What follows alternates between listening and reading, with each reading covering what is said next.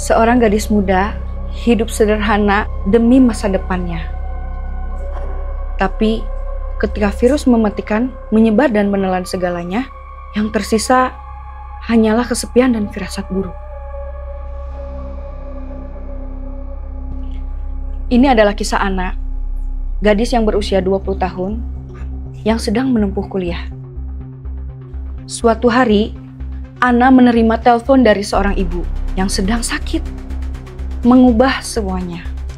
Dalam video call terakhirnya, sang ibu tak hanya menitipkan pesan, tapi juga peringatan untuk Ana tentang mimpi buruk yang pernah dialami Ana 10 tahun yang lalu.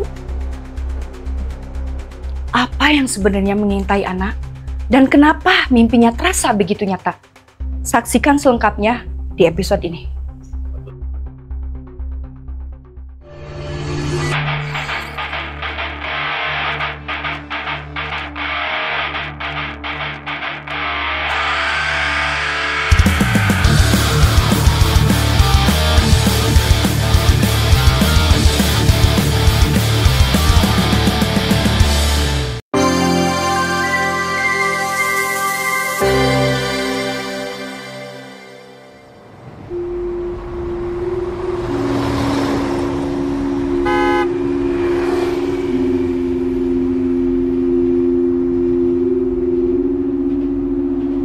Di usianya yang ke-20 tahun, Ana tinggal di sebuah kos sederhana.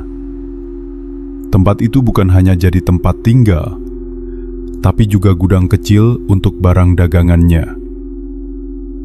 Sejak virus mematikan merebak, Ana memilih tetap bertahan di sana sambil menjalani bisnisnya demi menopang biaya kuliahnya.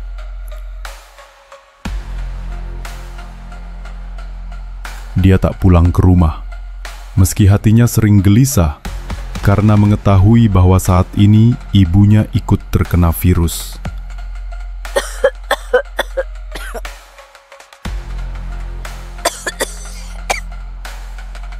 Hari itu, saat kuliah online berlangsung, tiba-tiba ponselnya bergetar.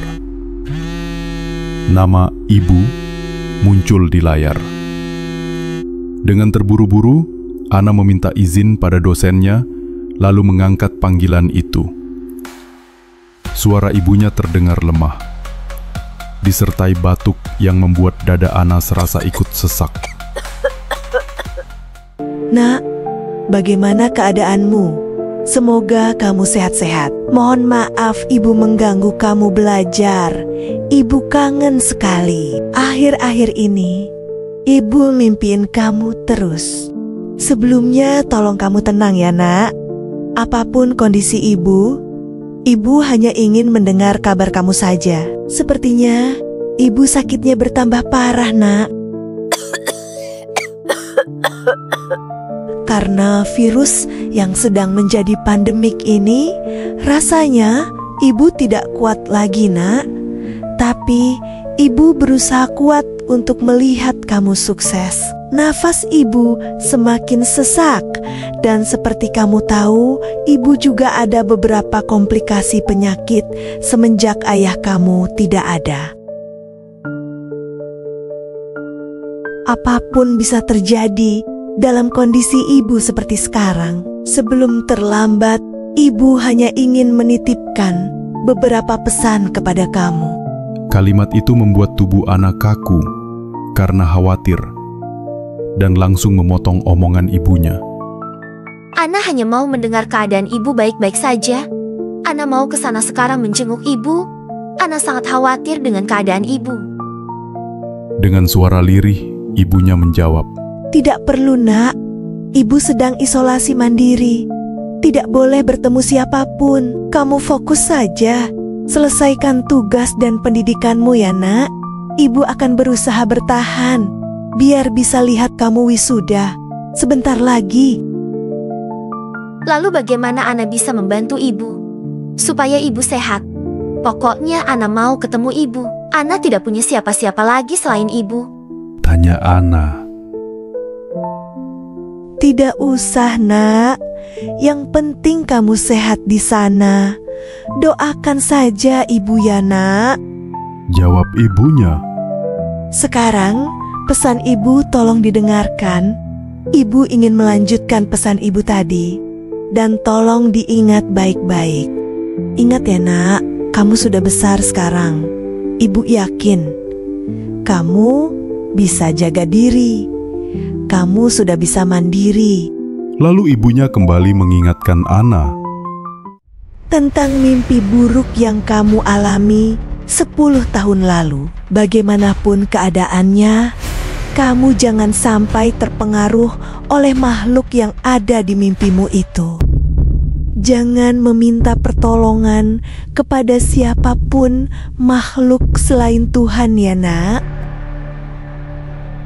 Sejujurnya, ibu juga pernah bermimpi sama seperti kamu saat ibu kecil. Tetapi ibu selalu mengingat dan mematuhi apa yang dipesankan kakek buyutmu secara turun-temurun agar tidak terbujuk makhluk itu.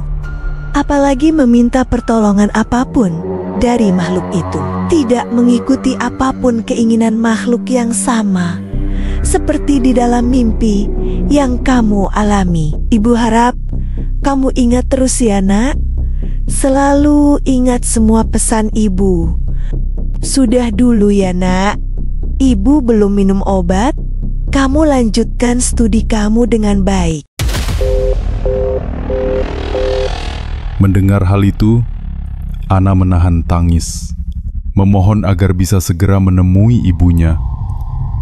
Tapi suara ibunya semakin berat, nafasnya semakin sesak.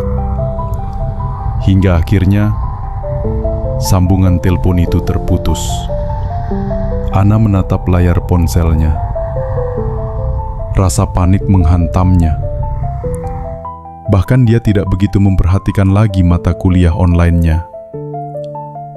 Ana pun mencoba melanjutkan kuliah online-nya, walaupun pikirannya hanya kepada ibunya. Setelah selesai kuliah online, Ana mencoba untuk menelpon ibunya kembali berulang kali dan mengirimkan teks pesan. Tetapi tidak mendapatkan jawaban. Rasa panik menghantamnya. Dengan gusar, Ana menggenggam ponselnya erat-erat sambil berpikir. Hingga akhirnya Ana memutuskan untuk pergi menjenguk ibunya saat itu juga.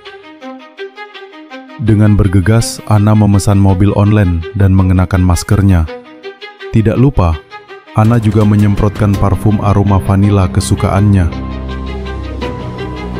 Tidak berselang lama, mobil online yang dipesannya datang dan langsung membawanya menuju rumah ibunya di Bogor. Saat itu, Ana tidak menyadari bahwa perjalanan ini akan membuka kembali mimpi buruk 10 tahun silam.